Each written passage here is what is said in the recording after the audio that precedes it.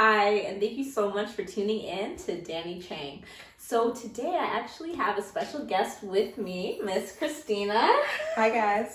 And Christina's just going to tell you a little bit about herself before we get started. Thanks, Dani. Yeah, no problem. I'm Christina. I'm the owner and founder of Curls and Confidence. We're a curly hair subscription box, and we also have amazing skincare products under Cicada Skincare. So check us out. Awesome. I can say the skincare products are bomb, okay? We should do a giveaway for them. I'm down to do a giveaway. So today we have a very interesting, different topic that I feel needs attention because it's an area that I think doesn't get touched on enough. I actually got this whole idea from the most recent Table Talk, right? Yeah. So yeah, the Table Talk I brought to Dani because Jada Pinkett Smith brought a transracial adoptee. Yes. And she was talking about her experience being adopted into a white family, but being Black. So I was telling Dani kind of one of my kind of personal challenges now is just finding that family, but really struggling with understanding like my belonging and who I belong to and my identity.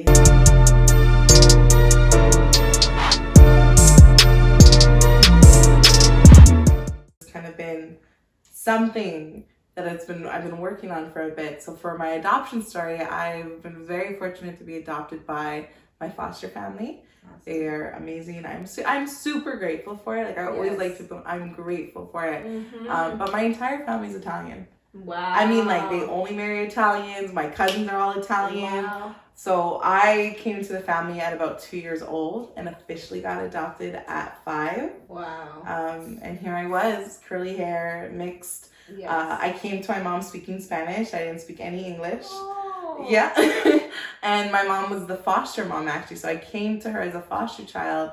And when I was placed for adoption, they adopted me. So that's actually all I knew up until a year ago. So up until a year ago, I kind of just knew I had the skeleton in my closet that needed to come out. And I finally opened that can of worms. Being in a family that you say is all Italian, married all Italian, right? And you're clearly mixed, right? Yeah. So they obviously told you from a young age, like, okay, so like, yes, you are adopted, like you knew from a young age. They didn't even have to tell me, like I knew. Because you knew. Oh, because you were how old, right? I was 5, so I actually remember the day my parents were like, "Can we adopt you?" Like they asked me, which was super sweet. Yeah. And I didn't know what was going on, but I'm like, "Yeah, sure, of course." I'm like, "This is my family. What do you mean?" Like, yeah, you can adopt me. And then my name was actually Maria Elena. So when they adopted me, my parents said, "Well, since we're changing your last name, do you want to change your first name?" Oh, wow. And so, because still paperwork takes time and stuff, so I was legally adopted by 7. But they're like, "What do you want your name to change?" And I'm like, "Christina." Like, I just thought of the randomest name. Really? I'm like, Christina. So really, I got to pick my first name. Oh, that's really cool. I actually asked, "Can I change my birthday too?" Everyone gets to change their name and their birthday. Let's do this. So what did you want to change it to out of curiosity? I don't even know. Like I was just being, we get to change stuff all of a sudden. Oh my goodness. I would love to change to a summer birthday. I'm November. It's cold as hell, you know? I can't do anything. I'm March, so we always have snow. Right? Pisces gang though. So how do you feel like being adopted affected your relationship with yourself, especially being adopted into an Italian family? Absolutely. The biggest challenge was I always wanted to claim I was adopted. Like all my cousins were into soccer and they always had the like Italiana shirt on. And like I didn't know if I could. Like, am I Italian? Am I not Italian? Could I claim myself as Italian? And then I wasn't strong enough to be like, yeah, I'm Dominican, because I knew I was born in Dominican. Like again, up until last year, like it wasn't until last year I went to Children's Aid and said, I want to know everything. I want my file. So the cool thing was I was expecting like maybe a page or 10 pages. I got 500 pages. Wow. Everything. And I finally was able to learn why. Because the story I was told never added up. Wow. It just didn't. Like it was too vague. And at 13, I challenged it. And yeah. And I'm also shocked that they gave you access to all of that information. So you're allowed to at 18. They didn't tell me at 13. So at 13, when I went, they just gave me like a 2-pager. So when I went last year, I thought, there must not be anything there. So it was good to know because I was able to put pieces of my identity together. Of course. But up to them, you're so curious because I'm like, at least when you know your parents, and like you know what they do and their living and their backgrounds, you're like, that's part of me. Like you can be like, I'm Jamaican, right? Yep. Where I was always like, well, am I Italian? Oh, yeah. Am I Dominican? So in terms of belonging, even when it came to like my hair, it was like you can't deny that there's some black in me.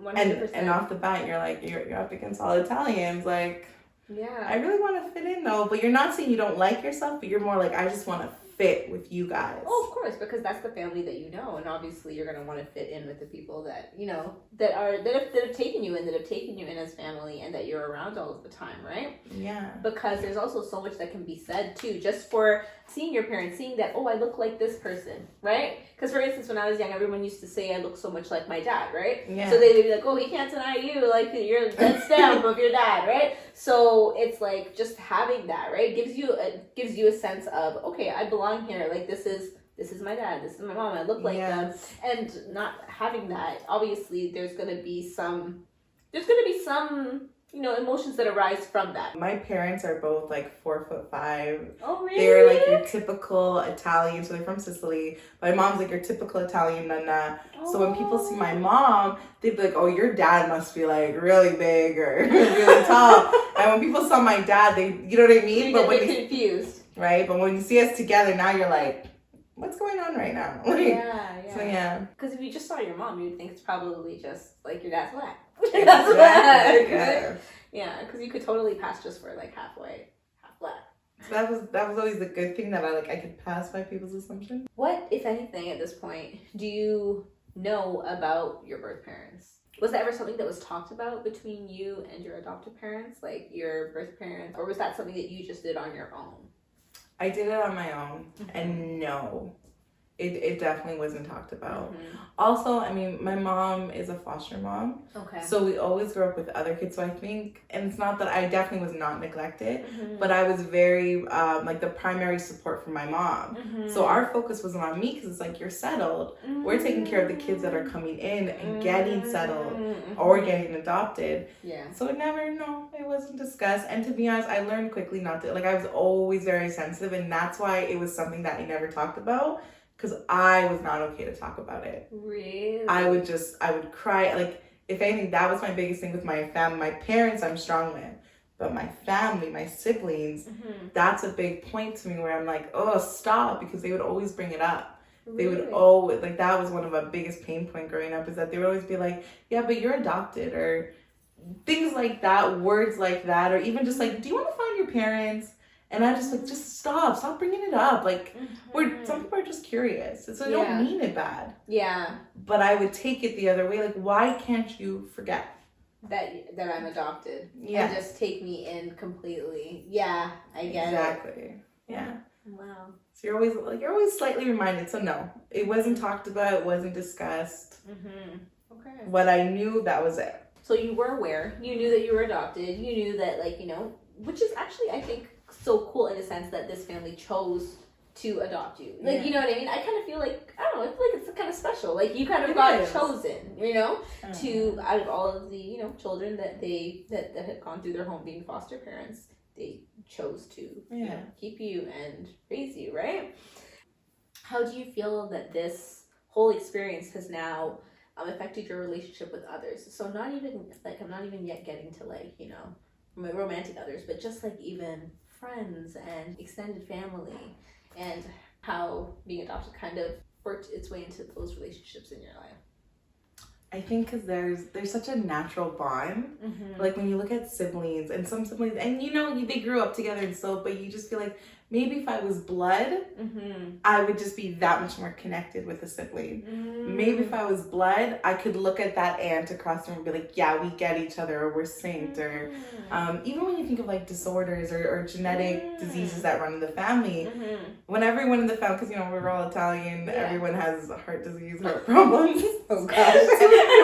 Yeah, right. Yeah. And everyone kind of knows, oh, I used to have that when I was younger, and I always feel a little excluded because I'm like, oh, no one has hair like me. Yeah. And I don't know, like, I got epilepsy, or I am epileptic, but it came when I was 9.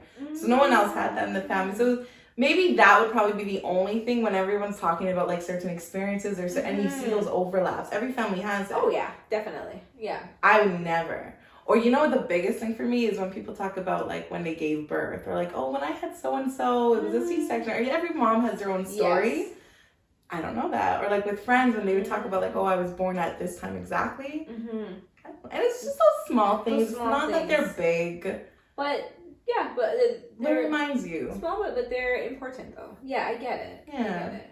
Mm-hmm. That would probably be the only. I mean, for the most part, my extended family is awesome though. Like, they've never made me feel different, and I have a great relationship with my cousins and stuff. It was more the siblings, my siblings specifically, that have always made it very clear, like, we're separate. That would be the most, but for the like the sense of just belonging with the extended family stuff, it's always been it's always been good, and I'm grateful for that. That's awesome. Yeah, that is so awesome. And girl, I gotta tell you, like don't get me wrong, I love all of my my brother and my sisters and whatnot. But just because you're related don't mean you always get along either or see eye to eye or whatever. Very so there's always with siblings there's always stuff, right? And just with family in general, but I'm sure you know that. So my next question is in terms of your background. So when you were growing up, did you know what your background was?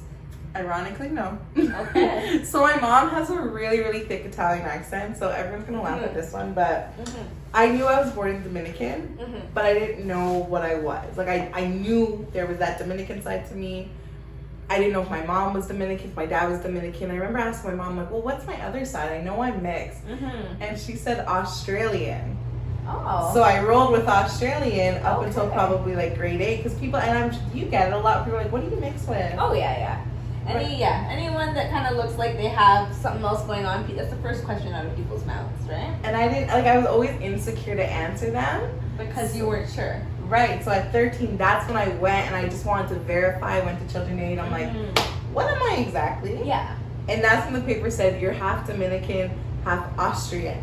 Oh. So from Austria. So okay. my dad's from Austria, but he was born in lived in Toronto, and my mom is from Dominican. And then so that's my mix. And what was interesting too, at 13, they still didn't write Dominican. They put Spanish/Black. So for a long time, I'm like, well, was my mom half Spanish, half Black? But they just meant Dominican. So sometimes too, that's the trouble being adopted, is that you're kind of piecing together all these papers that other people have written. And they're writing it from their perspective and their knowledge and their viewpoint. You kind of just get it, and then you just have to shuffle through it, Yes, work your way through it and figure it out. Yeah. Oh, well, that's awesome. At least you figured it out now. Now we know. I'm half Dominican Austrian. So when someone asks me, I'm like, I know what I am now. Yeah, that's awesome.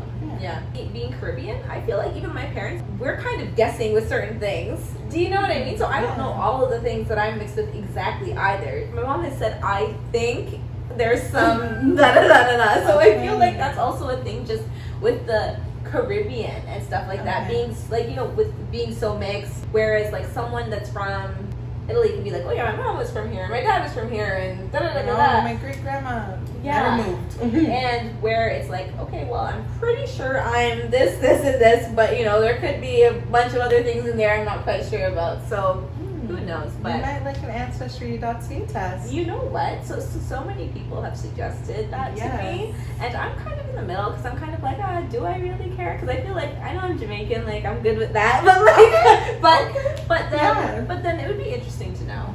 So I actually took one. You did, and what did it come back as? I've been too scared to look. Oh, really? I don't know why I'm so afraid to look at it, but I'm almost what if it's wrong? I think that's my fear of what if what I've been told. So I think that's just that struggle right now, where it's now when you have the truth, that's the really cool thing. You have the truth, and I'm still I don't want to know. I don't know. So I have to look at it. I will look at it by the end of this month. I would be interested to know if it's accurate, Yeah, but even your answer, just be well, I know I'm Jamaican. Sometimes I'm well, that's great. That's perfect. Even just be I know I'm this. I'm what's wrong with me saying I know I'm Canadian? I'll take it. Yeah. I'm Canadian. Yeah. Technically I was born in the DR. Yeah, that's so true. That's so true. And I actually wasn't born in Jamaica. I was born here. But it's so funny how I feel a lot of people from here, we take on the culture of our parents, like, or we take on the country of our parents. Yeah. Because even when people ask me here, oh, what are you? If I said Canadian, they'll be like, okay, but yeah, what's your background? Like, where are your parents from? Yeah. That's what they're really getting at. Yeah. Right? But anyway, we're getting so. Yeah, because it's one of those topics. Yeah, it's totally a topic within itself. With, like, you know, a like romantic partner, with like a boyfriend, you know, how do you feel that that's played out in like your past relationships or current, if you're in one now, or I'm single, but it's cool now because it's more like I'm single by choice. It's like I kind of went through that where I'm like I wanna learn this about, I want to know who I am. Mm-hmm. So I think in the past I always loved a guy who was very prideful of his race because I could always adopt a little bit of that. I've mostly always dated Jamaicans, and the more like they're like, yes, I loved being Jamaican, not Yagi or anything, but yeah, nothing wrong with that too. But that Jamaican is supposed to be like, but I'm like, I don't know if that's appropriate for the video. It's one of those things where, you know, I've always loved a guy who had that pride to him. Oh yeah, because Jamaicans of all of them. Shout out to you, good boy. They're those ones that you kind of adopted. Like you take a little bit of that, and now it becomes yours. Yeah. Where that's when I was like, no, I want to know what I am to like. So I think a lot of it has just been like feeling like I belong. So it's really big. Like, you know, the more a guy, like that possessive energy, you almost kind of like it because it's like you're claiming me. You're someone who is claiming me, and you almost want that sometimes. And I know there's two sides, because some women love that and some women are like, no, that's way too much. But I think that was always one of those things deep down I craved to be belonged to, identified with, and that would have been those challenges that were in there when I was dating and what I was always looking for, where now it's almost a different thing, where it's like it's a healthier balance. Yeah. And I think we can all speak to that, like speak to our earlier dating experiences, and even sometimes even unhealthy things that we liked at some time for some reason. Do you know what I mean? Whether it's because I think I used to love the idea of being claimed too. Yeah. You know? And it's like, but we as women have to realize whether we're in a relationship or we're single, we're still ourselves, and we're still, you know what I mean? And we're still important, right? And whether someone claims you or not, like, you're still you, and that's enough, you know? So I like when you said you were single by choice. Now I'm slowly like, okay, I'm ready for some love. It can come. I'm not jumping though. Yeah, no, definitely not. You want to definitely pick the right person and take time, do it right, for sure. Well, we all want it. Sorry, but just to talk about the love thing, it's like I think a lot of us, we all want to be in a relationship. Oh yeah. We're just more selective, like who will best suit us right now for what we're doing, for the path that we're on, right? And you know, that's so interesting because I actually had a conversation with a few of my friends the other day, and I said something, so I don't know if everyone's gonna agree with me or disagree with me. Feel free to write underneath in the comments if you don't. But I said, I think any woman over 30 wants to be in a relationship, and some of my friends disagreed hard, right? And I said, I think there might be the odd person who doesn't, because maybe they don't have their career where they want it to be, or they've gone through they know they need to do some self-work first. But I think the majority over 30, I think, want to be in a relationship. Correct me if I'm wrong, y'all, but that's how I kind of felt. And anyway, but some of my friends actually challenged me on that quite a bit. What did you feel? I feel mostly, not personally, because there's that fear of our eggs being expired at 30. And even though that's not always true, I've seen that fear. But I see the best people who are like in their 40s having their kids. Oh yeah. They've lived their life. So now that they're having their kid, they have the home, they have the finance, they have the relationship, they have everything. Yep. Whereas the people who usually have it younger are more, and I mean, we're talking about children now. They're still having to build.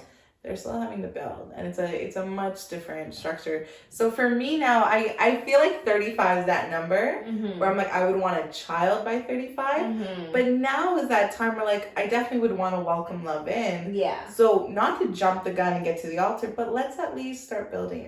Oh yeah, definitely. Figure out how we're gonna grow. When are we gonna get our first place? Let's travel for a bit. Yeah. And then by 35, I think that's my number where I'm like, I would want to have my kids. Yeah, that's awesome. By 35. Putting that out in the universe. So. Girl, yes, you have to speak it into existence. That's how I feel, okay? So that actually segues great into the next question I had too. So what now are the future goals that you have for your future family? Like, what kind of family do you envision for yourself?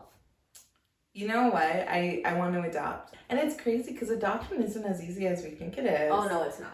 So you already know. It's like you're on a wait list for so long. Yep. You kind of get like the hopes up for one child. And they're like, oh, we're so sorry, went with another. And but I know that's kind of deep down that like good karma I really want to bring back is like, let me adopt a child. Doesn't matter if a girl or a boy. So whatever my future husband's like, I'm like, let me tell you from now, we're adopting at least one. Yes. I also would really be interested in being a foster mother. Oh, because a lot of times kinship is very popular now. So what I'm going through and kind of going back to that red table talk when she was talking about the transracial adopt, it actually is less likely to happen now. Because they've recognized that by putting a child of a different race in a different family, they have more challenges with their identity. So they actually fight, like children would do their best to put that child in kinship over an adopted family or a different race family. So yeah, I would want to foster for sure. Because even if it was just to be that safe space while they're either going to go back to their parents or get adopted, I definitely would want to give back and do that. My goal is ultimately that to just belong, have that home. I think it's different once you make your family, but once you find that person, build that home, and kind of create that space where all children that are in here know like you belong. It's not one or the other. Like I actually have a really good friend. She's an influencer, and she was adopted. And me and her just had a really, because when I met up with her, her family was both white and she's mixed. So I had to ask, I'm like, are you adopted? Yeah. She's like, yeah, how did you know? And the thing with her, though, is she was one of seven kids. Oh, wow. Her parents were also foster parents. Wow. Who got adopted. But her family's completely mixed. And I was so curious. I'm like, did they ever make you feel different? And she was like, no. Wow. And that's one thing about my parents. We knew the kids coming in were just as loved as the kids they adopted. And their kids were on the same level as the adopted kids. Wow. And I'm like, that's where, the parents really create this safe space. Saying, you're all love. You're all us. So that would be, what I would do for the future. Paying it forward, right? Just one nice little love circle. Yeah. That's amazing. That sounds great. Thanks. Yeah. Because what they see too, at the end of the day, we don't get to choose our past, but we get to choose our future. I totally agree. Yeah. What kind of sparked it for me too was I was challenged one time by somebody, especially when I was like starting my business, was to think of a blank canvas and that you've been given a brush. So now if you've been given this brush and you have this completely blank slate, right? A canvas. What would you create? What would you create your life to be? Wow. Because it's like, I think we can't choose who our family is. No. What family we're born into or family we're given to. But you can choose what you like and who you're going to love and who you're going to live with and what you're going to have in the future. And what you're going to allow. Absolutely. What you're going to allow. Right? You got to come correct. Come correct. Please and thank you. But my number will be at the bottom. Please and thank you. So sweet. Take me for a day. I'm nice. Hey, I can be both. So depends, Scorpio. Depends on you. I know I'm Pisces, so we're just actually sweet. Yeah. Even when I try to be really mean. Yeah, it doesn't work. So now, we've even talked about what kind of things we want to pull from our previous experiences, right? I was just wondering, do you know your birth parents at all? No. Okay. I don't. Okay, if it counts. Yeah. I created a fake Facebook account. Oh. And I was able to find my mom. So this is one of those great things about social media. So I guess I'll rewind really quickly. Yeah. So no, I don't know them. Haven't spoken to them since. While in foster care, I did get visitations. Oh, okay. So again, I was still just under 5. So I have the smallest flashbacks, but I could never put a face to it. So my biggest thing was what does she look like? Oh yeah. And I look like her? Yeah. Do I look like her? I remember asking my mom too, and my mom's vague, but she's like, yeah, she's tall, she's beautiful. Your dad's white, but he's tall as well, more husky. So that's another thing. Like all my family, like Mhm. Italian people, they're like 4'5". Not all Italians, so don't come for me. But 4'5", very Mhm. petite. My mom, my sister, and my cousins, they're all size 0. Oh wow. And I've always been like thicker. I've always been Yes. bigger. Like I've just always been that. Mhm. So I was just curious. Like, would my mom be my size? Would my Right? Yeah. would they be tall? Would they just littlest things? So what I did last year is when I got this 500-page booklet, Mhm. because of Ontario law, you actually don't get your parents' name. Oh. That's an Ontario thing that would stop you. So they black it out. They black it out, including the social worker's name as well. So you don't even know if you wow. can like go back to that person and be like, what did you mean in this sentence? Mhm. So did a little bit of digging. It Mhm. actually wasn't too hard. I did a little digging in my mom's Mhm. room and I found the names. And the Wow. coolest lesson to this though was the name was always there. The name was always there. I just didn't want to know. Wow. I never wanted to know my parents. I never wanted to know the story. Like I just was like, nope, they left me. You're my family now. Yeah. But that was just the place you were at that time. And then later you kind of got curious and more open to the idea. Exactly. So I found her and I found her on Facebook. Mm-hmm. So I've kind of been cyber stalking her a little bit. And I've been too scared to officially reach out. So that is the plan going forward.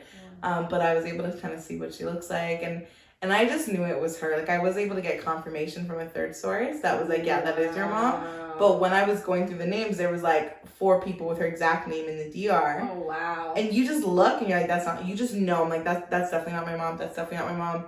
And then I saw her and I'm like, yeah, that's her. Wow. So then I asked my adopted dad because they actually knew each other, which was... That's a weird twist. The like weirdest twist. How do they know each other? Like, what? They know each other through... I don't know if other people's dads are like this, but my dad was always out and about. He's a total social guy. He's also a DJ. Oh, okay. So he had a friend named Vincenzo who had his own CD store in the mall. Right? So my dad every day or every few days, he would stop to the CD store. Okay. And I remember this store because I remember buying my Spice Girls, Backstreet Boys CD there. I remember doing that at the flea market, but anyway, go on. Right? But I just remember going to the store all excited, getting my stuff. And my mom was selling, I think, perfumes, and she worked at like a little kiosk. But also, mind you, she was also an immigrant to Canada at this time. And my dad every day would see her and he would say hola, and my dad speaks Italian, but he'd say hola and they would have a quick conversation. It wasn't until my mom went back to the DR, the adoption was final, did my dad learn, oh my god, that was Christina's mom. And it was only because something like she had came to him saying, oh, the children took my daughter away. But my dad didn't know anything. That my dad didn't know that was my mom.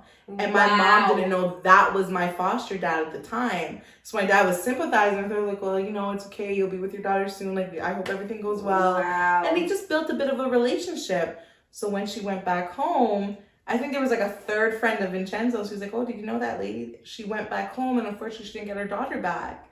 And that's when Dad's like, oh my god, that's... So the kind of loop around to it was that when I saw her picture on Facebook, I just sent that to my dad real quick. I'm like, was this her? Wow. And he said, yeah. He was like, I'm 98% sure. Because of course it was like 28 years different. But yeah, it was because like my mom, for example, she saw her at visitations and stuff. But it was a much colder right? That's a different type of relationship now too. Yeah. And I remember my biological mom, and this is the one thing I always never forgot. Like she was very envious of my mom, right? Because even though I wasn't fully adopted yet too, to me, and even like reading through the papers now, I saw myself as being part of the Piazzas. So even while she was still fighting for me, half the battle was already lost because I identified and saw myself like, this is my mom, this is my dad, this is my family, all the other foster kids with me. I'm like, oh, this is my siblings. Like in my mind. So when I was reading through all the paperwork, the judge, even that was why they made that, because they're like, psychologically, this little girl believes she's part of this family. So we can't do it now. Too much confusion for her. So that was part of the reason, but there's more. Yeah. There's definitely more to it.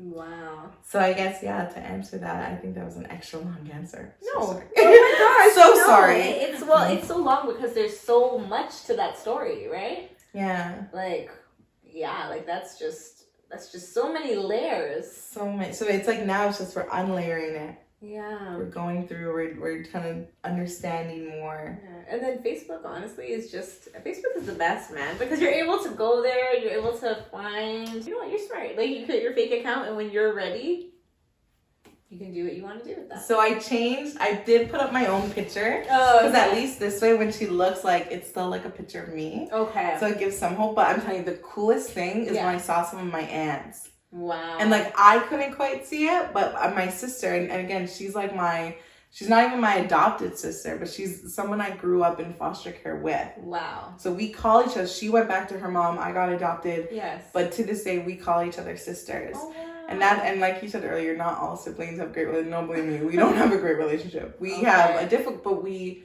had the same beginning. Yes. Yeah. Right? As soon as she looked, she goes, Christina, you can't see this, but you look exactly like your aunt. And you see these family photos, and I'm like, I can see myself. Like, I understand. See yourself in that family. You know? Wow. That's so amazing. It's like a 360. And so, I don't know them. I'm going to get to know them. I'm planning for February. That's like the struggle right now. Is I have to reach out. Hi, I'm your daughter. Yeah. Well, you know what? Doesn't hurt to try. It doesn't hurt to try. You know, and I know I have to do this mostly because like what you're talking about future families is like, what am I going to tell my kids? Right. Am I going to wait till I'm grown and who knows, maybe she died. We don't know. Yeah, we don't know. So at least it's one of those things where I feel like that's also not stopping me from a relationship, but I feel like I really want to settle this. I want to get it out. Like to be able to talk about it now too is like, oh my God. You could never get me talking about this. Well, that shows so much growth within yourself as well, right? So that is that's amazing. I'm really excited for you. I hope that goes well and that we should do a repeat video of the kids for you. Yes, I would love to do a video afterwards. Yeah, if you're open to it, that would be great. No, there's a show on TLC, My Long Lost Family. Oh, I think I've heard of it. I haven't watched it. No, but I've heard of it. Almost everyone who's done it, like as in the adoptees when they find their parents, they all share this story about like completion. Wow. Like they just found this piece to them. And it's not that I feel like I'm not whole or not complete, but I'm almost like, I almost want my next relationship to be, and we all say be your last relationship. Yeah. We all hope that, of course. Yeah. Oh, of course. But there's that part of me that's like, at least I know I'm healed and I'm whole. So when I go into my next relationship, I'm not still bringing this like, okay, I need to belong to you, or I need you to really, really, really want me and not leave me. And, it's like, I'm good. Yes. Yep. We're all on our own journey, and we should just be looking for people just to compliment us, not to complete us, right? So, yeah. That's a quote. Post that one. I like it. I just thought of that off top. Trademark. Don't touch it. But you know what? Thank you so much for coming. I really enjoyed our talk. Thank you. Thank you so much. Thank you, Dani. Thanks for having me. Yes, and I want to come back and hear the update. I'm really excited. I hope that goes amazing, and I'm sure it will. I will keep you guys posted for sure. Awesome. Thank you. All right. And thank you guys so much for tuning in to Dani Changg. And you can get more information about Christina. I'm going to put it in the bio below underneath the video. So feel free to look her up, support her business. Her face oil is bomb, as well as her hair products. So definitely check them out. Check it out. All right. Thank you so much. Take care. Bye, guys. Never thought I could be so unselfish, 'cause I gave you everything. Gave you all that I had, now you want someone else. Then again, I should've known you had problems with commitment. Confrontation became consistent. Can't believe I thought you was different.